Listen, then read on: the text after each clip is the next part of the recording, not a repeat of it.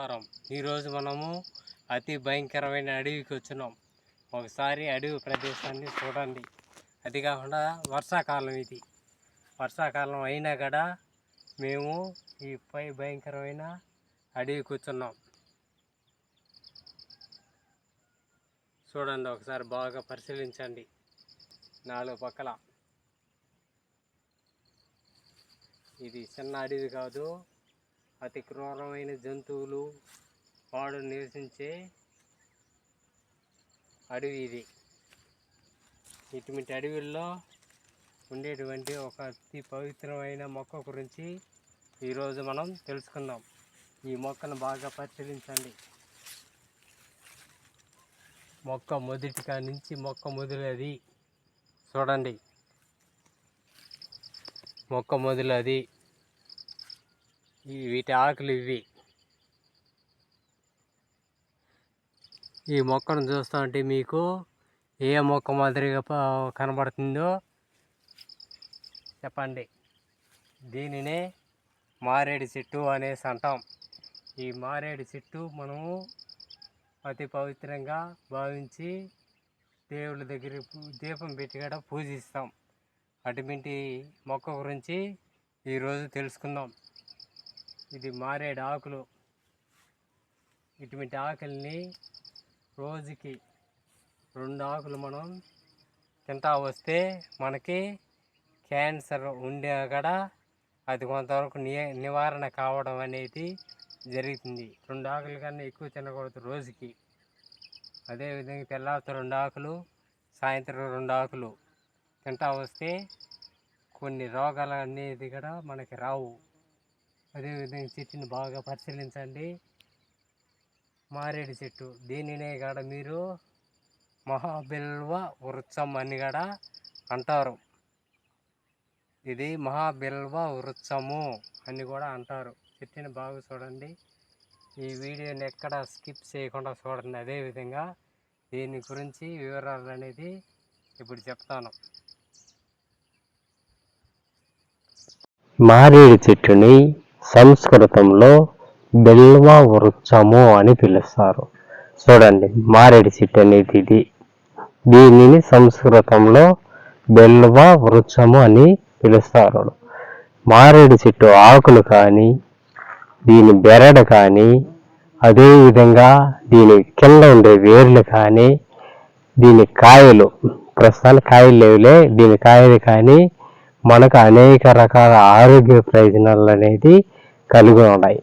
అదేవిధంగా మారేడు పళ్ళు ఈ మారేడు చెట్టు కాయలు తర్వాత పళ్ళు కాస్తాయి. ఈ పళ్ళ రసం మనం తీసుకోవడం వలన అది మన జీర్ణ శక్తిని పెంచుతుంది. మారేడాకుల రసము చక్కెర వ్యాధులని నియంత్రించడం అనేది జరుగుతుంది. అదేవిధంగా జ్వరం కానీ, మలబద్ధకం కానీ, అదేవిధంగా అజీర్ణ సమస్యలు కానీ, పేగుపూత వంటి లక్షణాలను తగ్గిస్తుంది. అదేవిధంగా మన గుండెకి సంబంధించిన ఇబ్బందులను కంట్రోల్ చేస్తుంది. ఇది మారేడు ఆకులు కానీ, బెరడు కానీ, కాయలు కానీ, పళ్ళు కానీ, ఈ మారేడు చెట్టు అనేది. అదేవిధంగా మన గుండెకి సంబంధించిన ఇబ్బందులను కూడా కంట్రోల్ చేస్తుంది. ఇది మారేడు చెట్టు. అదేవిధంగా గాయాలు, క్రిమికీటకాలు, విషాలను నియంత్రించడంలో ఈ మారేడు ఆకులు కానీ, కాయలు కానీ మనకి ఎంతగానో ఉపయోగపడతాయి. అదేవిధంగా గాయాలు, క్రిమికీటకాలు, విషాలను నియంత్రించడంలో ఇది మనకి ఉపయోగపడుతుంది. అదేవిధంగా మారేడు ఆకులు కానీ మనం తీసుకున్నట్లయితే మన శరీరానికి చల్లదనాన్ని అనేది ఇస్తుంది. మారేడు ఆకుల రసాన్ని తలస్నానానికి ముందు ఉపయోగిస్తే మనకు పట్టుండే జలుబు కానీ, తుమ్ములు కానీ వెంటనే తగ్గుతాయి.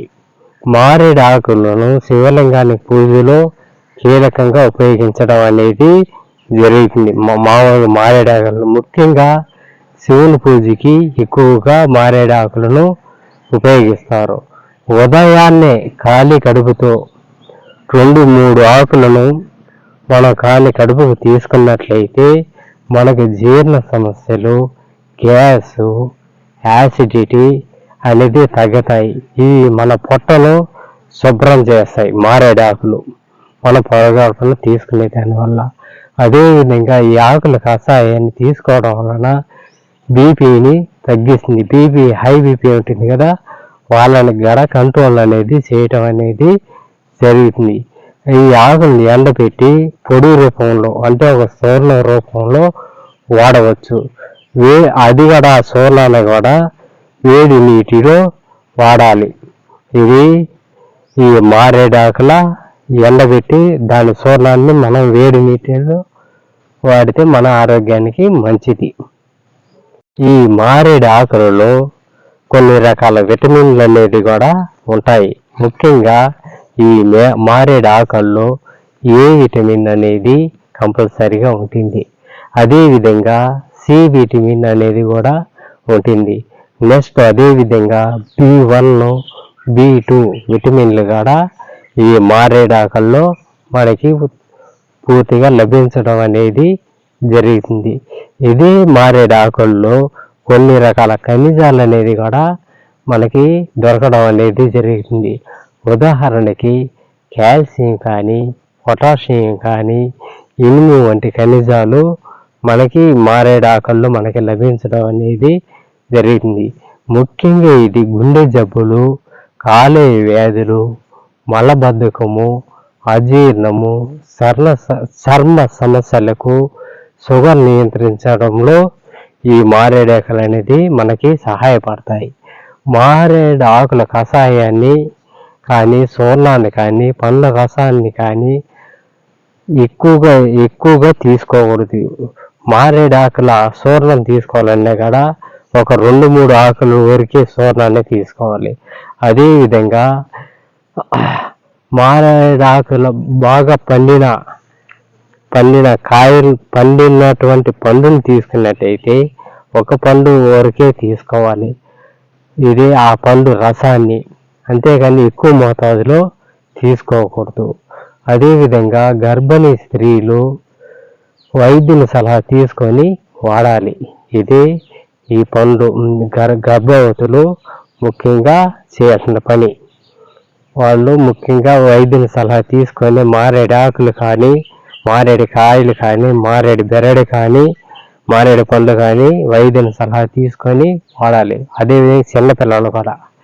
అదేవిధంగా మారేడు ఆకులు, కాయలను, పండ్లను, కషాయం అధికంగా వాడితే జీర్ణ సమస్యలు, అలర్జీ, రక్తపోటు మొదలైన వ్యాధులు రావచ్చును.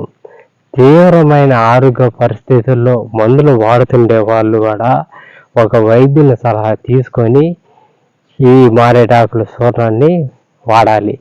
మారేడాకులు కోసేటప్పుడు కూడా కొన్ని నియమాలు అనేది పాటించాలి. ముఖ్యంగా ఎందుకు చెప్తున్నానంటే ఈ మారేడాకులను ఎప్పుడంటే అప్పుడు కోయకూడదు.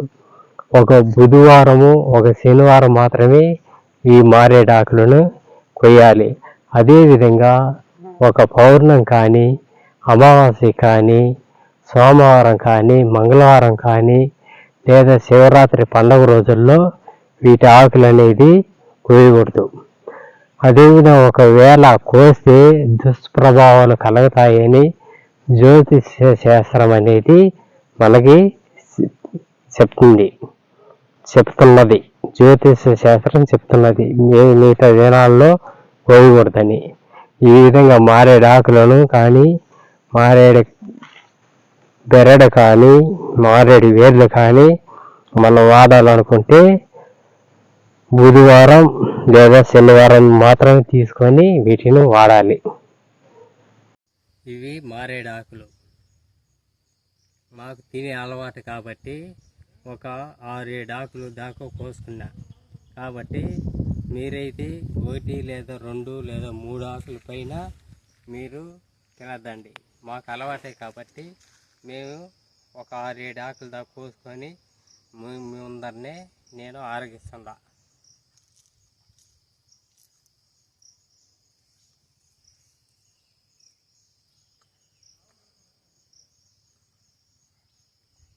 సరే, మారేడు చెట్టు అనేది ఎక్కడంటే అక్కడ మొలవద్దు. ఇది ఇది అతి పవిత్రమైన ప్రదేశాల్లో మాత్రమే, అడవుల్లో మాత్రమే ఇది మారేడు చెట్లు కాయడం అనేది, పుట్టడం అనేది జరుగుతుంది. ఈ స్థలము అనేది అతి భయంకరమైన స్థలము. కానీ మీరు గుళ్ళు వద్ద కూడా మారేడు చెట్లు అనేది చూస్తుంటారు. కానీ అటవిక ప్రదేశంలో మాత్రం, అతి పవిత్రమైన ప్రదేశంలో మాత్రమే ఈ చెట్లు మొలవటం అనేది జరుగుతుంది. ఇది మారేడు చెట్టే, అది మారేడు చెట్టే, ఆ పక్కది మారేడు చెట్టే, మధ్యలో ఉండేది. ఇవన్నీ చూడండి, ఇది మారేడు చెట్టే.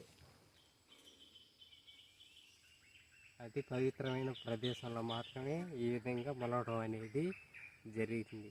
కాబట్టి మనం కూడా ఈ ఆకులను మనం కావాలనుకుంటే ఒక బుధవారం, శనివారం మాత్రమే కోసుకోవాలి. మిగతా దినాల్లో కోస్తే మనకి దుష్ప్రభావాలు కలుగుతాయని జ్యోతిష శాస్త్రం అనేది మనకి తెలపడం అనేది జరిగింది. కాబట్టి కొన్ని శాస్త్రాలు మనం తప్పనిసరిగా పాటించాలి. నెక్స్ట్ అదేవిధంగా మరొక ఎపిసోడ్లో మనందరూ ఒకటవుదాం. నమస్కారం.